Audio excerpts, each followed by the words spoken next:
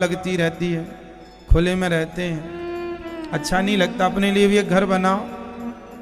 शंकर जी बोले पहाड़ी अच्छा है, लोग पहाड़ देखने जाएंगे आने वाले भविष्य में। पार्वती जी बोली नहीं, हमें तो बढ़िया घर बना के दो। शंकर जी बोले ना जिद करो देवी, अपन पहाड़ में ही अच्छे हैं, ठंडा ठंडा यहाँ मौसम है, बढ़िया, कोई नहीं है यहाँ अपने सिवा। नहीं नहीं नहीं, आप हमारे लिए घर बनाओ। अच्छा, शंकर जी ने बनाई सोने की लंका, पूरा सोने से सुसज्जित सुसज्जित, समुद्र के मध्य में टापू पर पार्वती जी को दिखाया। माता पार्वती गदगद में, वाह, आनंद आ गया, बड़ा अच्छा घर बनाया, खूब सारे कमरे हैं, बहुत विशाल है। शंकर जी बोले घर तो तैयार है, अब गृह प्रवेश कर लें। हाँ हाँ, पार्वती जी बोली चलो पूजा पाठ करते हैं। तो गृह प्रवेश कौन कराएगा? शंकर जी बोले हमारा चेला बड़ा पंडित है, उससे बढ़िया पंडित नहीं अभी कोई वर्तमान में। ठीक है, बुलाओ चेला को। रावण को शंकर जी ने संपर्क किया, रावण आओ। रावण ने गृह प्रवेश कराया, और जब गृह प्रवेश हुआ, शंकर जी प्रवेश किए। पार्वती जी बड़ी को घर बन जाए तो माताएं बड़ी खुश होती हैं, चलो खुद का घर। माता जी बड़ी प्रसन्न थी, वाह, कहीं इस कमरे में जाएं, कभी मां इस कमरे में घूमे, मस्त। शंकर जी ने कहा सुनो, कुछ दक्षिणा तो दो पंडित जी को। क्या चाहते हैं आप? ब्राह्मण देवता, आपने घर में गृह प्रवेश कराया, दक्षिणा क्या होगी आपकी? रावण तो रावण था, रावण बोला महाराज और कुछ नहीं चाहिए, ये जो घर आपने बनाया ये हमें बड़ा पसंद आया, हमें बड़ा अच्छा लगा, यदि ये घर मिल जाए आपका वाला तो वारे न्यारे हो जाएं अपने। और शंकर जी ठहरे भोले भंडारी, वो कभी भक्त को निराश, जो मांगे वो दे दे। कई बार तो शंकर जी वरदान दे के फंस जाते हैं। एक बार एक राक्षस को वरदान दे दिया, क्या नाम था उसका, किसका बेटा था? शकुनी का, शकुनी का पुत्र भस्मासुर। एक दिन नारद जी से पूछा सबसे जल्दी खुश कौन होगा? बोले महादेव। किया महादेव को, उसने अपने शरीर के अंग काट काट के स्वाहा करने लगा, आखिरी में सिर काटने लगा। शंकर जी आ गए, नामर भैया बोल क्या चाहता है? शंकर जी बोले बोल क्या चाहता है? बोले हम जिस पे हाथ रखें वो भस्म हो जाए। शंकर जी बोले वरदान दिया, तथास्तु। अब उसको लगा किस पे रखें, तो बोले आप आओ शंकर जी। क्यों? बोले आप पे ही रख के देखेंगे।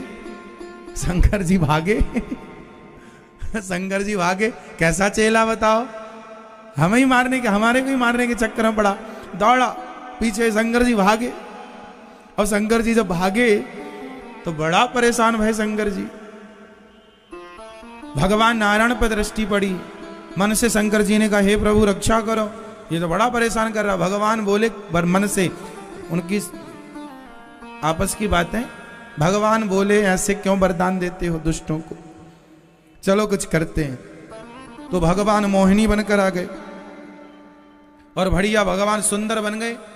तो भस्मासुर भागा जा रहा था, तो भगवान बोले वाह, ऊंचे खानदान के लगते हो, बड़े सुंदर हो, कहां बाबाओं के पीछे भाग रहे हो, यहां आओ।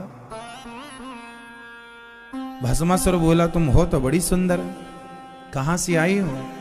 ये मत पूछो, हम तो आपके लिए आई हैं। ये बताओ आप कहां जा रहे हैं? अरे बोले हमें अभी अभी वरदान मिला है कि हम जिस पे हाथ रख दें वो भस्म हो जाए, तो हम शंकर जी के ऊपर रखना चाहते हैं। भगवान मोहिनी बोले सुनो, शंकर जी वरदान दिए हैं, तुमने अभी तक किसी के ऊपर हाथ रखा, कोई भस्म हुआ? बोले अभी तक तो कोई नहीं हुआ। तो मोहिनी भगवान बोले सुनो, आजकल शंकर जी का वरदान काम नहीं कर रहा है, अच्छा कैसे? अरे तुमने जब किसी के ऊपर रखा नहीं, कोई भस्म हुआ नहीं, तो कैसे कह सकते हो कि वरदान मिल चुका है? भाई किसी के ऊपर रखो, प्रैक्टिकल करो। बोले किसके ऊपर रखें? अरे बोले अपने में एक्सपेरिमेंट कर लो। अरे बोले हम भस्म हो जाएंगे ना, हाथ थोड़ा ऊपर रखना, ऐसे गरम गरम लगे तो समझ लेना गड़बड़ है। भस्मासुर बोला अच्छा, तो हाथ रखा उसने। बोले कुछ नहीं लग रहा गरम ठंडा। शंकर जी भगवान नारायण बोले फिर देखो दम नहीं है, अब फिर से तपस्या करो तुम। उसने पूरे ही रख लिया, और पूरा रखा तो भस्म हो गया। और भस्म हुआ तो शंकर जी आए, भगवान बोले अब दिए तो दिए, आगे से मत देना। ऐसे चेलों से सावधान। तो शंकर जी को ऐसे चेले मिलते रहते हैं। एक रावण मिला, घर ही छीन लिया। बोला ये घर हमें दो। शंकर जी बोले पार्वती जी अंदर वहां अपना सब सामान जमा रही थी, अपना सूटकेस वगैरह। शंकर जी बोले चलो वापस भरो कपड़े लत्ते, चलो। बोले क्या हुआ? बोले घर गया। कौन ले गया? बोले पंडित जी ले गए, रावण। पार्वती जी बोली क्यों? बोले इसने दक्षिणा में मांग लिया, हमें ये घर दे दो। शंकर जी बोले अपनी किस्मत में है ही नहीं घर वर, अब तो वहीं रहो पहाड़ में। शंकर जी के साथ पार्वती जी जाने लगी, पर माता पार्वती ने श्राप दे दिया। अरे मूर्ख, दूसरों का घर छीनता, जा मैं श्राप देती हूं, तू इस लंका में रहेगा जरूर, पर सुखी नहीं रहेगा इस लंका में। इसलिए लंका में जब तक रावण रहा, कोई ना कोई परेशानी से वो जूझता ही रहा। तेरा सर्वनाश हो जाएगा, ऐसा पार्वती जी कहकर गई।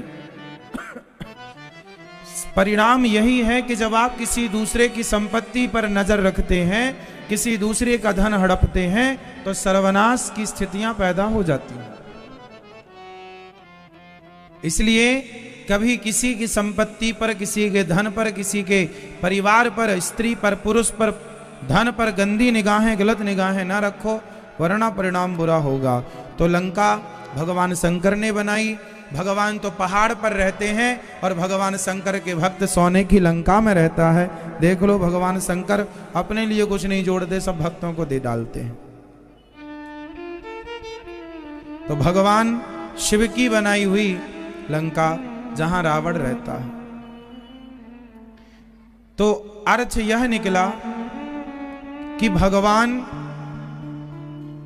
परम दयालु होते हैं और अपनी लीलाएं भगवान इसी तरह करते हैं। भगवान राम, जो संपत्ति राम जी की शरण में जो आए, राम जी राजा बना देते हैं। विभीषण आया राजा बनाया, सुग्रीव आया राजा बनाया। अच्छा, सुग्रीव अच्छे आदमी थे कि नहीं? बताओ, सुग्रीव अच्छे आदमी थे कि नहीं? बोलो फटाफट। नहीं थे, सुग्रीव अच्छे आदमी नहीं थे। सुग्रीव को भगवान पर रत्ती भर भरोसा नहीं था। सुग्रीव ने राम जी की परीक्षा ली है कि आप बाली को मार दोगे, इसका परीक्षण करो। ये ताड़ के 7 पेड़ लगे हैं, एक बाण से 7 में छेद कर दोगे तो मैं मान जाऊंगा कि आप बाली को मार दोगे। राम जी ने किया, फिर भी विश्वास नहीं हुआ उससे। हनुमान जी ने, हाँ, सुग्रीव की एक बात अच्छी है कि हनुमान जी पर विश्वास करता है। यदि आप भगवान पर विश्वास नहीं करते, पर भगवान के भक्तों पर, कोई संत पर विश्वास करते हैं, गुरुओं पर विश्वास करते हैं, गुरुजनों की वाणी पर, तो निश्चित भी आपका कल्याण हो जाएगा, निश्चित ही कल्याण होगा, या भगवान पर या भगवान के भक्तों पर। राम जी ने सुग्रीव से मित्रता की। अच्छा, राम जी ने बाली को मारा। बताओ, राम जी ने बाली को क्यों मारा था? आप बताओ, क्या गलती थी बाली की? किस गलती के कारण राम जी ने बाली को मारा? उत्तर दो।